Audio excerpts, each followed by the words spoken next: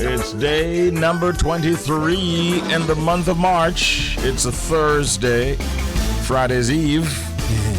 Final time we get a chance, at least myself, DJ Audley, get a chance to spend some time with you in this slot.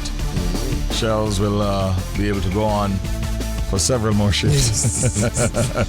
And he's not complaining. No, sir. So you do tomorrow morning and you also do tomorrow afternoon, I think, right? Yeah. Watch out, you might soon hear Shelz, but that's out there or something. Hold on. That's full of the week, you know? I said, beg alone. No, better you talk to the teacher. The teachers or the police officers have now signed, by the way, in all seriousness. And we're not setting up any professional when we draw a card, like, you know, because people are getting some back money and we're joking around that, hey, we're going to try to see if we can get some of that. We're just joking. Yeah. They have not been paid well for several years. Yeah, for real. And so no doubt some of them would even have expenses that they have to clear. So don't go pressure them because you them to get some back money, all right? Yeah. Let's put that out there. Time for WTF. What the Fact? All right, so we're going to big up the first black woman nominated for a vacancy at the Supreme Court in the United States of America. Now, 2021 started on a high for Supreme Court Justice and the Deputy Assistant U.S. Attorney General Leondra Kruger when U.S. President Joe Biden announced her as a nominee to fill a vacancy on the Supreme Court following the retirement of Justice Stephen Breyer. Now, born to Jamaican parents, Kruger made history as the first black woman nominated for that office. The 45-year-old is a native of California, but her mother immigrated to the United States from Jamaica, and her late father was an American Jew. Now, famous for her life of firsts, Kruger graduated with a Bachelor of Arts from Harvard University, where she earned her law degree from Yale Law School and served as editor-in-chief for the Yale Law Journal. Wow. She was also the first black woman elected to the position. Furthermore, from 2007 to 2013, Kruger was an assistant to the United States Solicitor General and the acting principal deputy Solicitor General. She was the first black woman to hold that role also. Wow. And she looks so young. Hold up. Is she that? Yeah, she that. Wow. Okay. Big achiever. It's a good look. Yeah. Look at Auntie in the background. So she looks so proud. She didn't come. Yeah, VP. VP in the background. Yeah, that is a great story. That's nice. Yeah, man. It really is. I mean, we're all over the place. We're here, there, and everywhere. This is just a black woman, not a Jamaican. I mean, she has a Jamaican but born of Jamaica. Oh, she's born of Jamaican parents. All right, so yeah. She's Jamaican enough. Yeah. She is Jamaican. Yeah, that's a yardie. She could play for the netball team if she decided to. Yeah, I mean, so congratulations indeed to the first black woman nominated for a vacancy at the Supreme Court in the US of A. We're talking about none other than Leondra Kruger. All right, that's a fact. Yeah, give them an update. All right, now the reason I'm asking to Richie and Bridge Nation, because can you guys guess which country for the 6th year in a row has been named the happiest country in the world? You carry it early.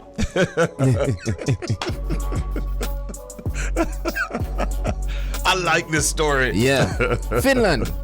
Yeah. So Finland is for the 6th year in a row the happiest country in the world. And here we are going, them planning to share the happiness with everybody by giving a masterclass of happiness. Now what that means is Finland will be giving out free trips to 10 people who will take part in a 4-day masterclass of happiness. Those selected will work with coaches to cover 4 themes, which is nature and lifestyle, health and balance, designed and everyday, as well as food and well-being. So big up Finland. I like this. Big up Finland. Yeah, I don't know what makes them so happy, but yeah, well, there's some deeds that go with that in terms of what they measure in terms of happiness, and they look at usually the year before to determine those results. By extension, Jamaica actually is ranked 68 on that very same list. it's not bad. But we're going backwards. In other words, fun, we're not as happy as we were last year. Seems right. So we are regressing Yeah, instead of progressing. You know, so I don't know, but Big up Finland, for some reason though, my the data, all the internet vibe, internet vibe, because we wanted to expand a little bit on that story. No worries, we'll share as we go along. Yeah, but that's a good one, eh? Yeah, and I like the fact that Finland they're doing a masterclass, because they could keep the sauce to themselves. You know, they can be like, yo, we don't want nobody know how we do it, but like, you know, giving away free trips. Yeah, that's want to learn. Yep. Yeah, give it to like, I think they should give it to like government leaders. Yeah, like leaders of countries, like other countries who are like further down the list. You know, come on in for the masterclass to just show you how we do it. Yeah, why not? That anything to make people happy. Yeah. My grouse with the fact that the internet is not giving me the best cooperation might also be factoring into that result. All right, a local story. Harvel Gaddafi Hart has now disclosed, that is Gaddafi who used to manage Merciless. He has now disclosed that Merciless's family have purchased a 16-acre property on which they built the mausoleum to house the DJ's body. He says, I'm going to sit and have a drink with Leonard and have a drink with him. I'm going to have it in the spirit, said Gaddafi. So they have purchased a property, and I think they're spending somewhere in the region of $3 million to design and construct this mausoleum for the body of Merciless Leonard Bartley, who died not too long ago. Again, we express our condolences to his family. There is another lawsuit. They're being flown around left, right, and center. And we even have to be careful with how we present this particular story, for fear there's a lawsuit that comes at us. But the news is that Kemar Flavor McGregor is suing VP Records once again. This time for what he alleges is the company's blatant and purposeful copyright infringement on 7 songs, including tracks voiced by American singers Music Soul Child and Selena Johnson, and Jamaican artists like Beresford Hammond, Gyptian, Jacure, Dwayne Stevenson, Elephant Man, among others. The Florida-based Jamaican producer, who's now 42 years of age, is representing himself in the action and is demanding a bench trial and over $10 million in damages, profits and costs and interest, according to court records that have been obtained by news sources. The lawsuit was filed in a U.S. District Court in Florida last month by McGregor, as well as Stephen Warren and Roger Jargin. Also named as defendants are VP's publishing subsidiaries, STB Music Inc. and Green Thieves Publishing, and its executives Christian Randichin and Patricia Chin. Also, this now would be the second time that Flavor McGregor is taking VP to court. I think there was an out-of-court settlement with the first case. What he might have gotten is still not known, but many believe it was a fairly handsome payout, and he's back at it again. And this time we'll see. Just have to monitor and see how this actually pans out. It is as we have carried it. So that's it for update. Yes, sir. Time now for the proverb of the day. Peacock hide him foot when him hear about him tail. Oh, I go. Peacock hide him foot when him hear about him tail. First of all, both of them belong to him. But guess what? Yeah.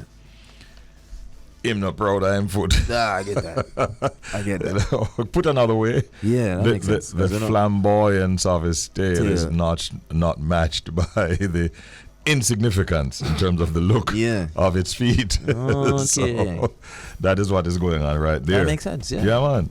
And the meaning? A proud person does not like his little weaknesses being exposed. Get that? Why about for some little weakness? So woman right is good. I feel you kind of feel what She might have been thinking along a certain line when she came up with this. Hey. Yeah, I'm just trying to disguise it with a peacock story. But that is what it means. A peacock hide him foot when him hear about him tail. It means a proud person does not like his. Well, I guess we could say or her.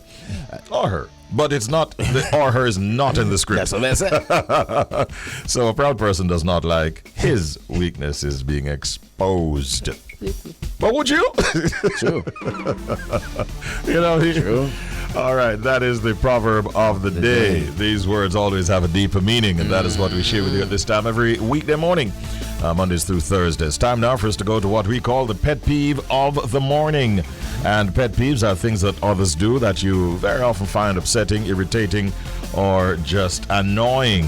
We've got a pet peeve this morning from one of the members of the Bridge Nation. Let's hear it. You know, a pet peeve of mine is false hope. And an example of it is like, when a lady tell you she love you, only for like a week later, leave you. Yeah. Well, and So quick, just as quick as the delivery. she cut just as quick as the. Yeah. So You even caught us off guard, frankly speaking. so I get a little, venting story. All right. So the pet peeve is false hope. And the example given, when a woman, why am I focus so hard? A woman says she love you, and then she cut off that. I mean, I don't think. A lot of people have a similar experience, but it really is not necessarily that the lady is leaving, but not delivering. Yeah, the thing with false hope is it save yourself from false hope by the goods. Understanding the situation and just adjust your expectations accordingly. You save yourself from that false hope situation. They say if you see the girl and know say, 2 weeks at it and say you're not gonna get your hopes all the way up there. So technically I'm gonna say with that scenario, but how you gonna know? You create your own false hope. But how you gonna know? The signs are always there, Audley. He fell for her so deeply that he would not even be able to see anything that is happening, even if the signals were very clear. Love so nice. Yeah, man. It doesn't hurt so bad. In blind. But yeah, that's a remedy for false hope though. Lower your expectations. Yeah. Just go and play it by ear. Just lower your expectations. What about the persons out there saying, Yeah. easier said than done? No, definitely. It is. Definitely. We're not gonna say that. We're not saying it. Yeah. Hey, sometimes you cause a false hope by yourself still. Anyhow, don't give up, brother. Yeah. Go back. Fight a little harder. No. And Nobody go back to her though. Like go back in the dating pool type of thing. But nobody go back to her. She gone. No? She gone, man. Jump back. you don't think she'll come back? Nah, man. What's the youth named Kevin? Where she gone to? The youth named Kevin, where she gone to? Last hope. Kevin Tech. Yeah, man, it's a last hope. She not get. That is it. Yeah, that is it. She not get him. He not get her back. Okay then. Yeah. All right. Nobody call her. That's it. No text. Not at all. Black her. Black Move her. on. Move on. Just, yeah. On a serious man. Yeah, man. Yo. Cut That's all not how we used losses. to do things back in my days, you know. Really? I'm not stronger down. Not the foundation. From millennial talks, I'm ancient, the ancient of days. All right, we thank that member of the Bridge Nation for supplying us this morning with his pet peeve. Now, the month of March is recognized worldwide as Endometriosis Awareness Month, and it provides an opportunity to bring awareness to this painful disease. Endometriosis is an inflammatory chronic pelvic pain disease affecting an estimated 200 million women and teens worldwide during their reproductive years. We have with us this morning the founder of BASE, which is the acronym for Better Awareness and Support for Endometriosis. It's a foundation headed by Mrs. Fuller Clarke, and she'll tell us more about the endometriosis disease itself and how it affects women right here in Jamaica. So we say good morning and welcome, Mrs. Fuller Clarke. Good morning. Morning. Good morning to you. Good morning to your listeners. Thank you so much for being up so early to join us on this program. But we're talking about something that affects many women, even here in Jamaica, and we think it's important that we got you on this morning. First of all, Mrs. Fuller Clarke, talk to us about your non-profit organization, the BASE Foundation. Okay, Okay, well, the Base Foundation, we started in 2013. So we're celebrating 10 years this year, dedicated to providing information and support to those who are affected by endometriosis. We actually have taken on the other role of being advocates for better treatment options. Now, one of the things that we do, we go into schools, we've educated and engaged almost 7,000 students. We go into workplaces because we find that in Jamaica, there's a general lack of awareness. And so there is, a domino effect in there being a lack of support. We just want to get the word out there to let women know that you are not alone and what you're feeling is not in your head. Oh. All right. So you have been very actively creating awareness about the disease, and you've been going all over Jamaica, basically sharing the information that you have. Yes. Now, tell us by way of information a little bit more about the disease itself, endometriosis.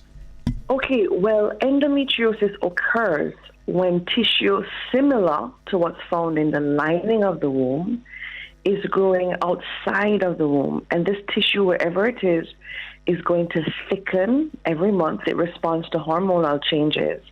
And then it will shed when it's that time of the month. But I want to make it very clear that we are moving away from the definition of it being a gynecological condition. We view it as a whole body disease. And this is what the research is saying. Because one of the hallmark symptoms of endometriosis is chronic pain. Chronic pain before, during, after a period. A woman might have pain in her lower back, a pain shooting down her leg. Some women actually experience pain during intercourse, but it's not only about pain. Some women actually have diarrhea, constipation, nausea, vomiting, fatigue. There are some, like myself, who had endometriosis go to my lung. So I had a lung collapse. This tissue can go to every organ in the body. The research shows it. And it can start from as young as 10, 9, to as old as 50, because typically it affects women and girls of the reproductive age. So it's a whole body disease, really. It's a whole body disease, and we really need to have a holistic look at it. Wow. Now, Mrs. Fuller Clarke, can endo be prevented? No. It can be managed. Okay. There's no known cure for endometriosis, but there are treatment options available. I mean, endometriosis is one of the top 3 causes of infertility. 40 to 50% of women with endometriosis will have a challenge getting pregnant. So we can treat it. It can be treated medically. They can get pain medication. It can be treated using hormones because it's an estrogen-driven disease. So you'll get hormone treatment to balance you out.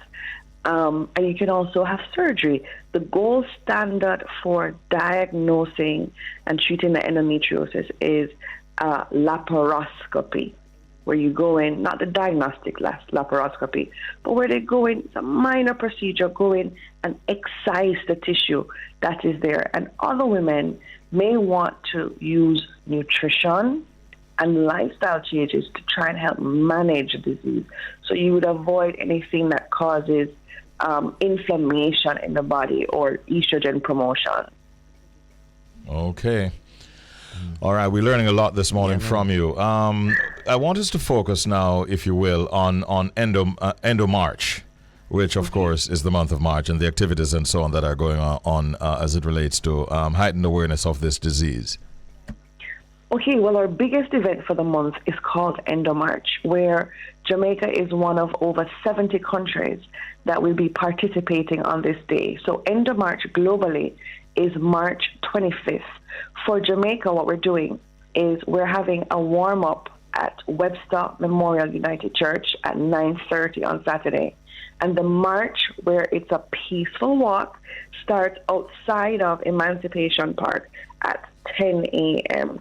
So what happens is many women, we're calling all, families, men, women, corporate Jamaica, come out in your yellow, to support us, to walk with us, because we are 50% of the population, women, and oftentimes, we go through many things as if it is our burden, and it is not.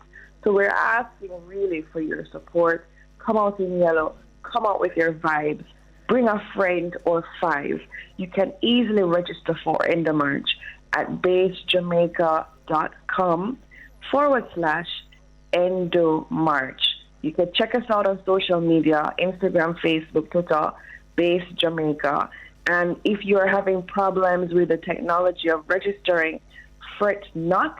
Just come on over and, be a part of this awesome movement. All right.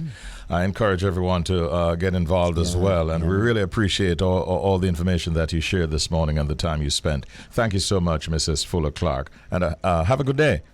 It's been my pleasure. Have a good day, and thank you so much. All right. Take care. There you have it, a chat there with Shauna Fuller Clarke, co-founder and executive director of the Base Foundation. And the focus was obviously on endometriosis during this month of March, which is the Endometriosis Awareness Month. And she did close out by reminding us of the Endo March, which is soon to happen. Robo Ranks is here. Good morning. He's in the studios of The Beat, London 103.6. How you doing, Robo? Big up, brother. Good morning, team. How is Jamaica this morning? This is not Blue Mountain, Richie. It isn't? You need to do something about this. We're part of a team, right? Yeah, that's right. Is it High Mountain? I don't know if this is there's a Blue Mountain, and then there's a High Mountain. Let's just say it's not multicolored mountain. I know that much. Okay. But you need to do something about this, Richie. I've had enough of this. It's currently 1:45 in the afternoon, so we do consume a cup sometimes in the early afternoon. But I gotta make sure I'm up and running. Yeah, man. I just want to make sure that it's not rum that's in that cup. Hey, we won't judge. Based on reports I'm getting out of the UK, where persons I've heard 2 voice notes where persons say they consumed what they thought was Jamaican rum, and they are in hospital fighting for their lives because it is believed that the liquid was laced with diesel oil. That's the report Richie, we're getting. Yeah. You heard the voice notes. I heard the voice notes also. Yeah. But at what point do you carry on drinking something that don't taste right? That's right. I mean, listen, Ray and nephews, and it's called Ray, Uncle Ray's now, has been around since the devil was a boy. I don't. There's some things in life that tastes, and the taste never changes. I know that white rum doesn't change if it's laced with diesel. Yeah. Well, really? One of the persons like, I kept drinking it. You know what I'm saying to myself? Like, it tastes off. Something's a little off. But them don't have buckle. The brother said, "What? And he's my good friend, Crazy Heads. Big up, Crazy Heads. I can say confirm Crazy Heads is okay. It's out of hospital. That happened over the weekend. Is Crazy Head? Yeah, Crazy Heads. Our Crazy Heads. Aquarius Disco Crazy Head, the famed selector. Okay. I heard the voice mention. I was thinking, Heads, you're my brother. But has your taste buds gone completely crazy? Yeah. So I mean, diesel. You know, people who understands all about that. I'm sure you do, Richie, because you have a lot of trucks out there. These things they change the colors for different uses. And I can understand that if diesel's kind of slipped into to inflate a bottle of white rum, you may not, but it is. No, it is really fake, and it's unfortunate that this trend is taking place not just in Jamaica, where companies here have had their challenges, but it's now taking place overseas. Yeah. And it's really unfortunate, and I hope that the authorities there will be as aggressive as those here in terms of stamping out that wrong, because not only are they're trying to make a buck, but they could be taking lives. Yeah. 100%. And they've been doing it for years with, as you know, with cigarettes, bringing cigarettes in the UK, because you know the English are like chain smokers, like, we got to smoke a fag. And they've been selling fake cigarettes in the UK for as long as I know myself, and there's a lot of people who's had their life cut short smoking fake tobacco for many years. It is a new phenomenon with white rum because of its popularity here in the UK, and it's now accessible. But yeah, scammers will find ways of making money, and if it means white rum, they'll do the white rum. But my advice, I'm sure it might be your advice, just stop drinking it. Yeah, you taste it, it doesn't taste good, there's something wrong, something off, leave it alone, throw it away. Yeah. I mean, I didn't hear. Just for clarification, did you say something about smoking fag? Cigarettes, they call the cigarettes. They've been selling fake cigarettes in the UK. I mean, it was something that people used to just bring in overseas and say, "Listen, I got like 4 boxes overseas." Because remember, they used to tax cigarettes very heavy in the UK. So if you get a box of cigarettes, like 200 packs of cigarettes, cheap, more than often people will buy them, and they used to buy them in the pubs and those places until they start smoking, and then they say, "Something all right? Something all right, yeah." Do you have the one that says firebone? that would be the diesel one, because you can imagine if you put a light to that. But listen, I'm really sorry to hear that. The other person, I'm not too sure who that was, but that voice note has been going around over the week, and a lot of conversations about it. And most people I speak to are like, boy, I think I'm going to take a break. I know that it's not good for if you sell liquor, but I mean, just try to buy the correct and straight wholesalers or the kind of correct stores. And you've said it right, 100%. I'm glad it's not happening here in Jamaica. Certainly not at that level, but I know that the companies here have had their own challenges, and we're asking you, if you're listening to us here or anywhere for that matter, even in the UK, stop it. It's not a good look. While you're trying to make a buck, you could be taking lives. Remember that, all right? The voice you're here is Richie B. Shelz, the team. Man, I live like Rasta, no beef, no pasta. I was enjoying the song, Richie. Yes, sir. I was enjoying the song. And then what? I just didn't enjoy the video. Oh. I like it, man. I like. Every time I watch it, I'm now at that point where I'm like, this is gonna change my opinion now. Very little to do with Rasta. That video. I mean, I like it has very little to do with Rasta. And I think I have to commend Valiant and his team for being very clever and creating that degree of controversy, and again finding a hit song as a result. Very little to do with Rasta. Apart from that one line. He's not promoting the Rasta tradition or the culture or the lifestyle. He's really just using a line to get the attention of the public, and that he did. And then what? Controversy erupted, and a hit song has been created. Yeah, well, if you hear the song the first time, it's like most of the songs that he's been putting out. He's definitely caught controversy. Makes the songs make them take him up a flow. He has he also has melodies and all these things that are good for music, which is why he stands out right now. Big time. And I'm going to say something. It's just when my father rock with the locks. I am going to say something. I don't have any information, but at the rate that this young man is going, which we have not seen this kind of phenomenal hit after hit achievement in a long time, I would not be surprised if already he's being courted to sign a contract or something by a foreign label. Yeah, I heard there's been talks about that. There's already been signed up to a foreign agency? Agency here. I'm going foreign. You're not in Jamaica. Yeah, sorry. Beg your pardon, gents. He's been signed up to a UK agency here that's looking after his work, and they've just announced a show with Valiant. I think it's July in Birmingham. So further dates are about to drop. Obviously, the excitement, but with the fact that he drops songs and consistently hit #1, that definitely is a phenomenon. And the fact that he has so many of them. Yeah, so many of them. So many. I mean, we could go back in the days in early Beanie Man where he was, holding 5-6 songs on a top 10. But what Valiant doing is quite amazing because it's more than just a top 10. Yeah. But the consistency of hits are great. The making noise is great. We just need to we need to see how we're always all watching and hoping that he goes where he needs to go for the sake of the culture. We just need buzz things. We really have not seen this phenomenon, this kind of phenomenal achievement in a long time. I remember I was telling Shelz and the guys here, I put on a show myself and my partner Lloyd Weir in Connecticut with Vibes Cartel years ago.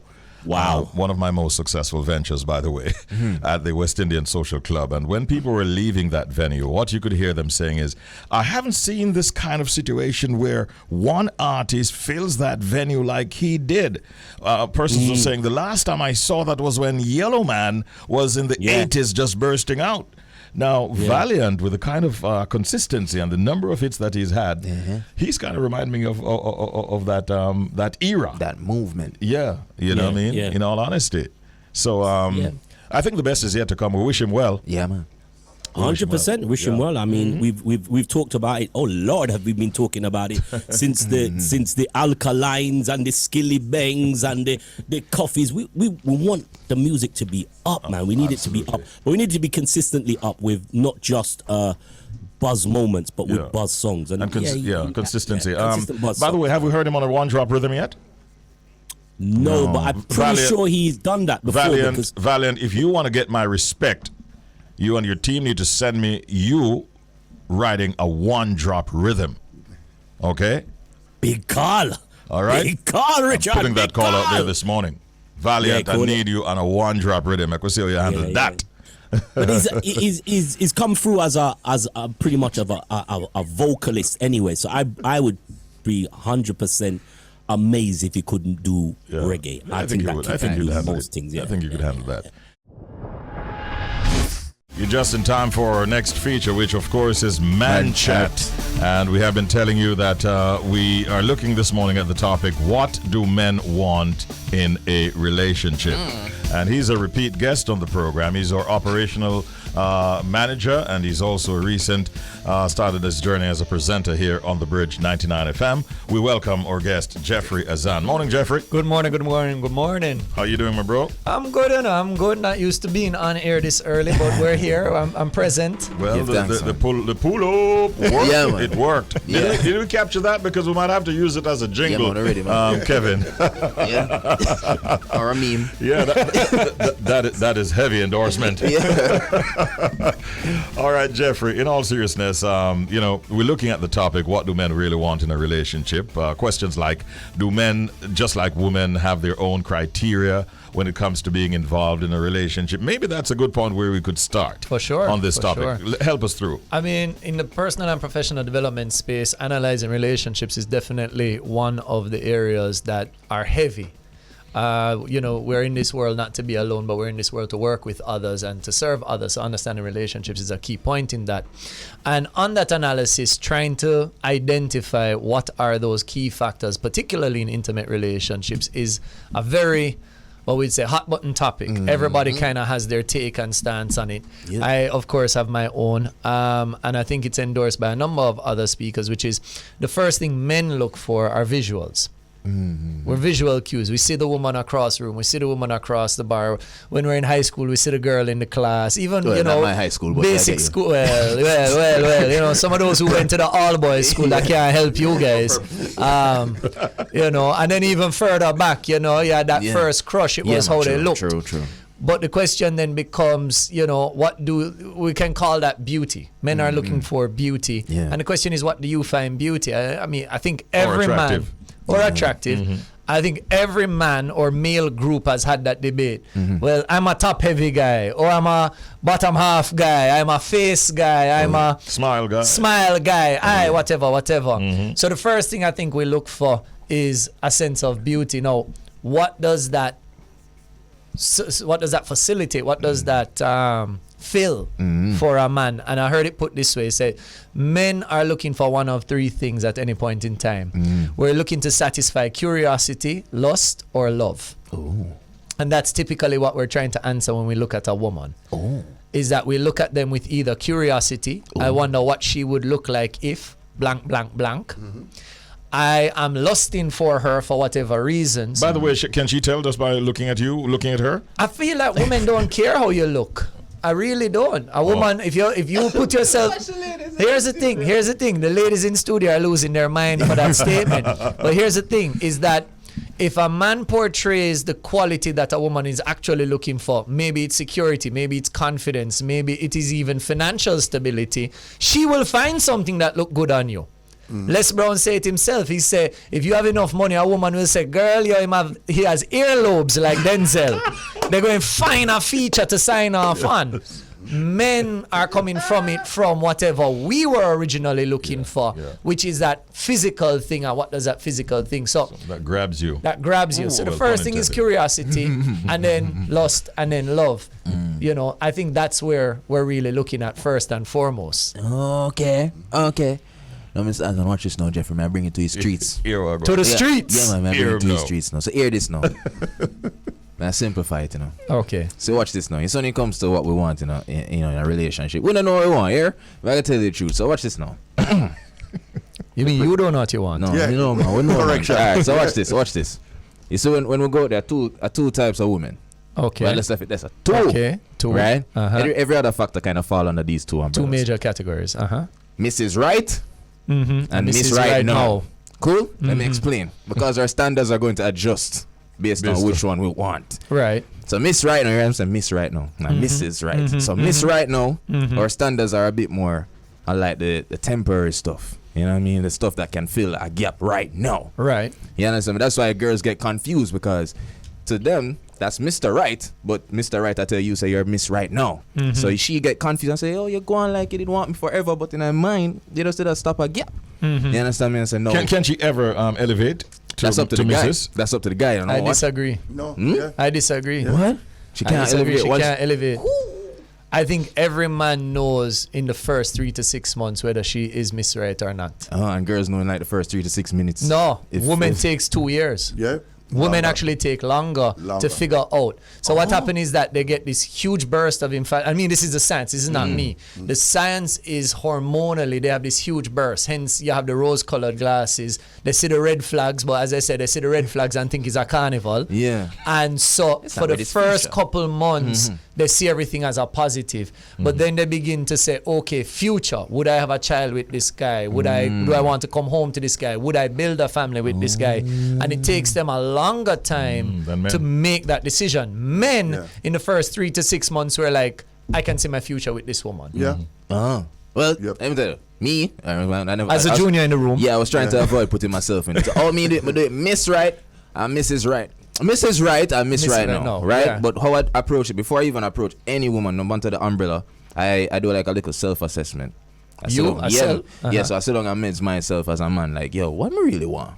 Right. Before I go out there and try like nitpick. And it just not just with relationships with women, like relationships with work and everything, just like, what do I really want? Right. And then if I sit down and say, yo, you know, somebody else want something for like all 2 months. You know, that's just start that gap, like I'm a heartbroken type of thing. Then I go for the Miss Right now. You're curious. Yeah. Okay. I see what you did there. So yeah, so that's how I do it, you know, and it works. Yeah, so far.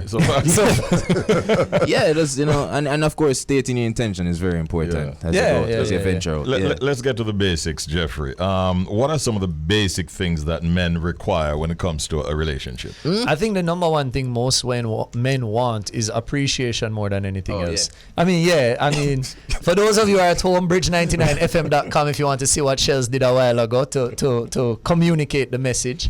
But I think for the thing is that men want appreciation. True, because even in the regard that you're implying, it's true. If we don't feel appreciated in it mash up right there. Yeah, it's true. So I definitely say the number one thing men are looking for is appreciation. And I feel like every man will say, you know, you're coming to the table, maybe not with your best of intentions, but the best version of yourself at that moment, because you want to be seen in a good light. True. And if you are appreciated for that, you're going multiply, you're going 10x it. So we definitely want to be appreciated. Right. The other thing is that we don't want to feel like we're competing. I think that's something that the new generation has lost a lot of, where it's husband versus wife or partner versus partner, boyfriend versus girlfriend, as opposed to complementing. You know, an older generation, despite all their flaws, they believed in working to take care of, working to provide for, and in providing for, I should be taken care of, and vice versa. These days, because of whether it's economics or situation or whatever the situation is, with this dual income house and everybody competing and everybody independent, there's more competition. So apart from appreciation, men want that welcoming feeling. They want a lack. I went out and I fight with Audley today, and I fight with Richie today, and I fight with Shelz today, and all of us were fighting to try and move ourselves forward. Why am I coming home to fight as well? So I'm not going to come home if I have to come home to a fight. Yeah. Where do things like trust and honesty or even fidelity, where do those fall in the whole scheme of things? I mean, honesty is where I'd start with the three factors, because honesty isn't really about them. Honesty is about self. A lot of the time we kind of see lying and deception as something as an outward thing, but really that's an inward thing. So are you at peace with the decisions that you make? Are you at peace with the life that you're living? Are you at peace with the person that you are? Because if you are, then it's easier to walk an honest trail. Mark Twain said, if I always tell the truth, I never have to remember the lie. So I definitely would start with the honesty.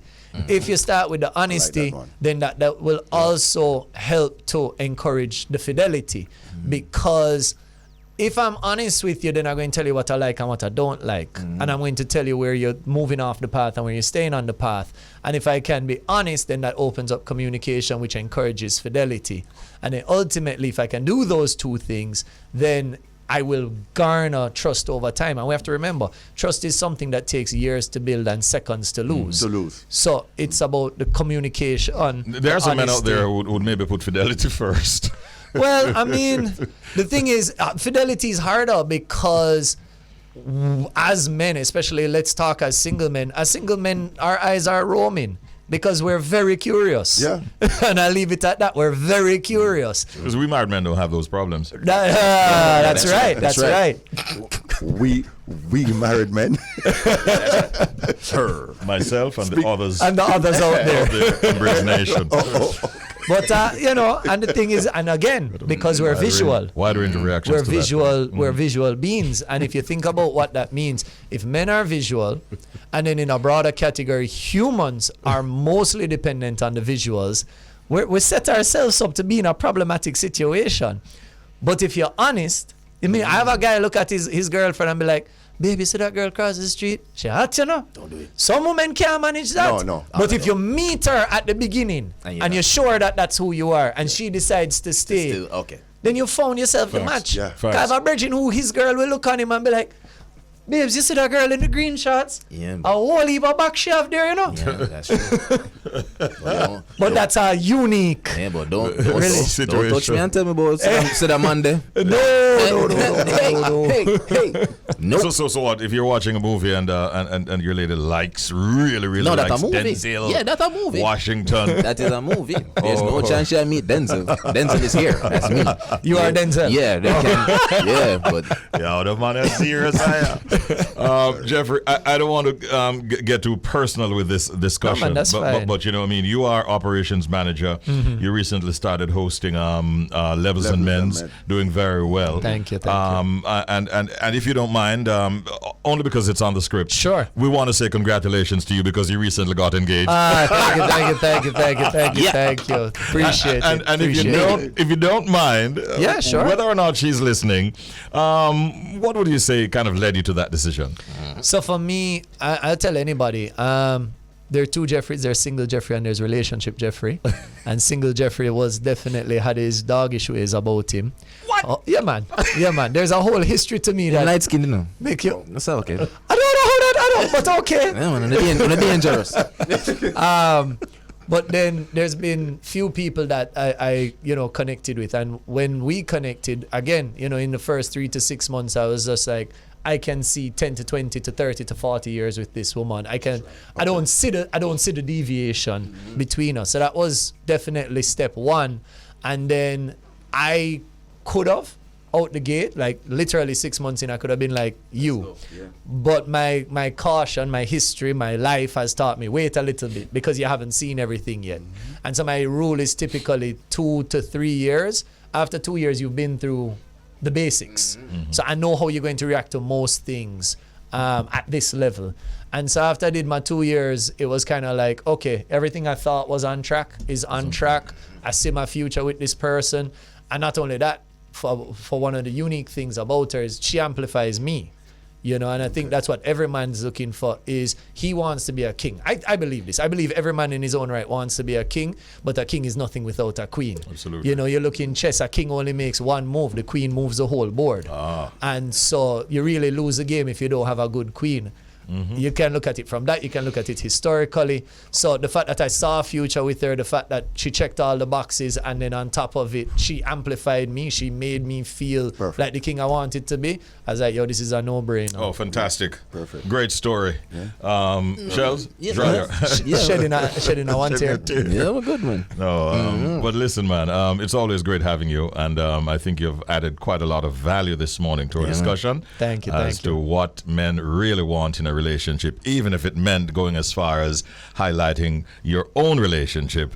And we thank you for that, Jeffrey. Make it a great day today. Thank you so much. Thank you very much. Thank you very much. All right, that was, of course, Manchat. Manila sa levels I met. This is a man who won the British Male DJ of the Year award in 1991 and 1992, and he has had a string of successes through the years. I'm very pleased and happy to be joined at this time by none other than Macka B. Yes, greetings, Richie, Shelz, The Bridge, Jamaica, Rastafari. Jano, it's a pleasure seeing the I'm a virgin. How are you doing, sir? Yeah, man, give thanks for life, man. All the better seeing the item. Yes, sir. Yes, Thanks, sir. man. Macka, we haven't done this in a long time. For those, especially of the younger generation, who are not that familiar with who you are, give us a little synopsis of your journey as an artist and a musician. Well, we started in the UK, on sound system in the early 80s.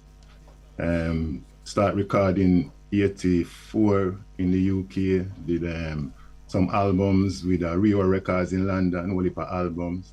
Recorded in Jamaica with Jack Scorpio in 87, also with Fatis as well, and we do Reggae Sunsplash, I think 91, 92. I go nice, we do Sting, we do Rebel Salutes, we travel all over the world, from Australia to Africa to Japan to Mexico, whole heap of place, and we just give thanks, we have the ability to do the journey, and we give thanks for the ability that Jah give us through this reggae music, When you think of the Jamaican market, let's focus on that for a minute, Macka B. Which of your songs would you say were among the biggest ones in terms of the respect and love it got here in Jamaica?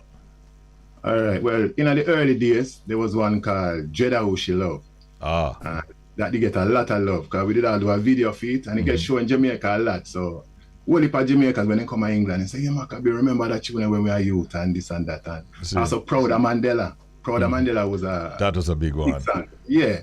I remember even, I think I was doing Sunsplash, and Mandela come at the stadium at the same time, but I was going home to England, so I wouldn't be at the stadium. Right. But the man them said, no, Macka B have to perform Proud of Mandela in front of Mandela. Right. So then we at the stadium, I go at the same day. And them say, you can fly out and leave from the stadium. So we go stadium, we do Proud of Mandela, mash up the place, everybody will go wild. Nice vibes. Yes. And then we left from there, so straight at the airport. Nice vibes. Yeah, man. I remember that moment.